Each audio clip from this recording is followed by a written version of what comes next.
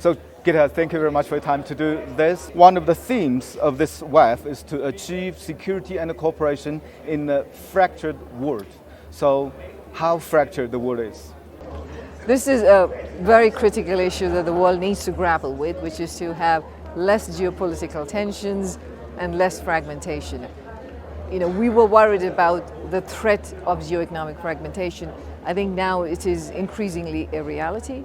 We see this in terms of trade restrictions that are being imposed by countries. If you look at trade flows, if you look at foreign direct investment flows, you are seeing more fragmentation in the world.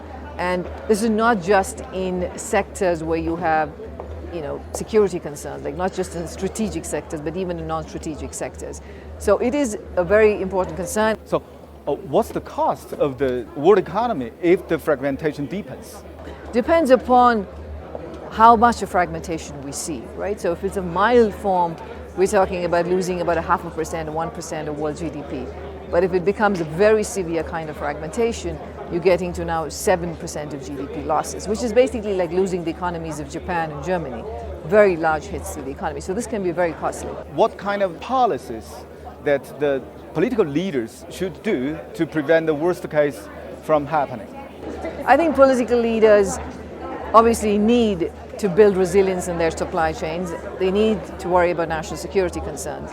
But they should be very careful that in doing so, you don't end up disrupting the global trading system that has benefited such a large number of humanity in the past few decades. So we should make sure that that is preserved.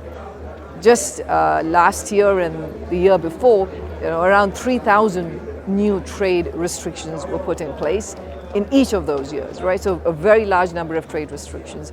That is problematic for the global economy. So I think policymakers need to find ways to cooperate, to diversify in terms of ensuring they have resilient supply chains, but at the same time make sure that you don't end up with, giving up all the gains we've had from closed global trade and foreign investment flows. So, Gita, let's talk something about China. Our premier said yesterday here very clearly that China will not seek short-term growth while accumulating long-term risks. So is that the right thing to do?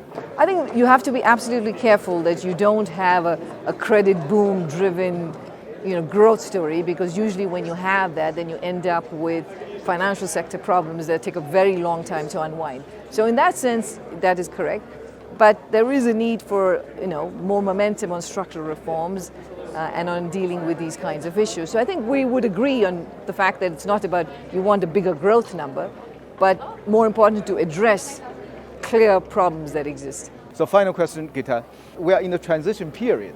So in this period, how to rebalance the new and the old while to keep the whole economy stable? It is correct that China is really advanced in the frontier when it comes to climate-related sectors, or when it comes to now AI. It's one of the big performers, right? So those are the new growth sectors. But still, relative to the size of the economy, they are still a small share, right? It's not enough to have investment in those sectors. You need more broader level investments, which is in terms of property sector, local government financing, structural reforms, market-based reforms, reforms of state-owned enterprises. That would be required to get much more broad-based growth. And also, we do think that it's important it would be helpful if the government was more investing in social safety nets, so that there wasn't this high level of savings that is getting built up by Chinese households.